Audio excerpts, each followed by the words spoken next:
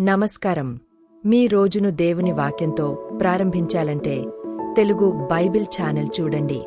ఇక్కడ ప్రతిరోజు బైబిల్ వాక్యం యథాతథంగా చదివి వినిపించబడుతుంది.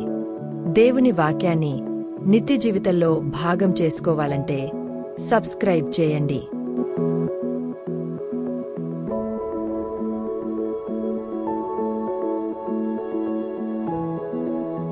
కీర్తనల గ్రంథము 133వ అధ్యాయం. సహోదరులు ఐక్యత కలిగి నివసించుట ఎంత మేలు, ఎంత మనోహరము! అది తలమీద పోయబడి అహరోను గడ్డము మీదుగా కారి అతని అంగీల అంచు వరకు దిగజారిన పరిమళ తైలము వలె నుండును. సియోను కొండలమీదికి దిగవచ్చు, హెర్మోను మంచువలె నుండును. ఆశీర్వాదమును శాశ్వత జీవమును అచ్చట నుండవలెనని యెహోవా సెలవిచ్చియున్నాడు.